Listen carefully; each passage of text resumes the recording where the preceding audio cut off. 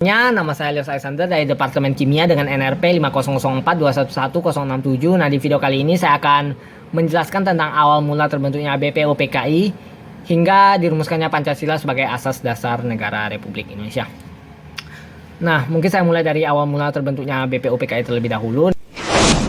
Nah, BPUPKI ini merupakan janji kemerdekaan yang diberikan oleh Jepang kepada Indonesia. BPUPKI ini memiliki kepanjangan yaitu Badan Penyidik Usaha Persiapan Kemerdekaan Indonesia.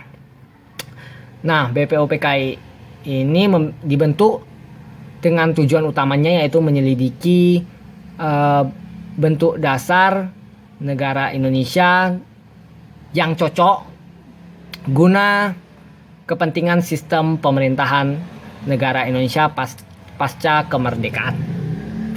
Oke, BPUPKI dibentuk pada tanggal 1 Maret 1945 dan disahkan pada tanggal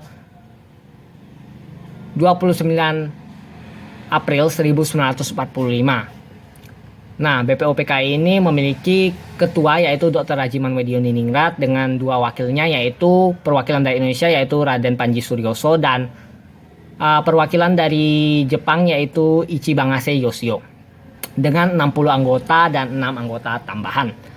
Nah, saya lanjut dengan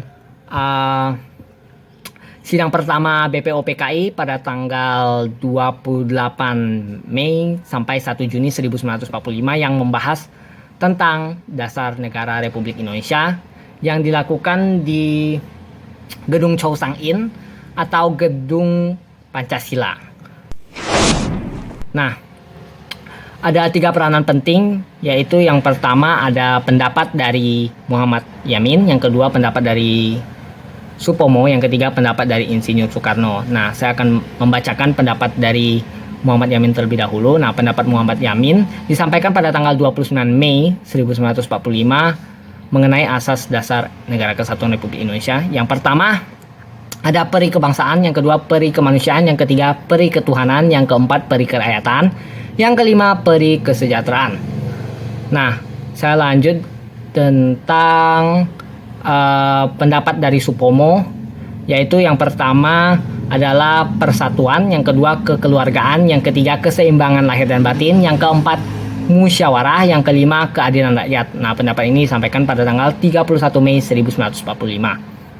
Nah, dilanjutkan dengan pendapat Insinyur Soekarno pada tanggal 1 Juni 1945 yang ia namai dengan Pancasila. Berikut adalah pendapatnya. Yang pertama adalah kebangsaan Indonesia, yang kedua internasionalisme atau peri kemanusiaan, yang ketiga mufakat atau demokrasi, yang keempat adalah kesejahteraan sosial, dan yang kelima adalah ketuhanan.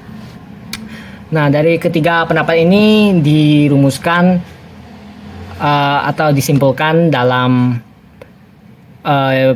Piagam Jakarta pada tanggal 22 Juni 1945, yaitu sebagai berikut. Yang pertama, ketuhanan dengan kewajiban menjalankan syariat Islam bagi pemeluk-pemeluknya. Yang kedua, kemanusiaan yang adil dan beradab. Yang ketiga, persatuan Indonesia. Yang keempat, kerakyatan yang dipimpin oleh hikmat kebijaksanaan dalam permusyawaratan perwakilan. Dan yang kelima adalah keadilan sosial bagi seluruh rakyat Indonesia.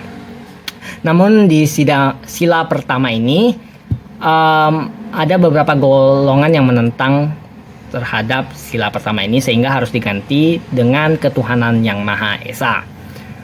Nah, mungkin itu saja yang bisa saya sampaikan. Mohon maaf bila ada salah kata atau ucapan saya yang kurang berkenan. Mohon dimaafkan. Akhir kata saya ucapkan terima kasih.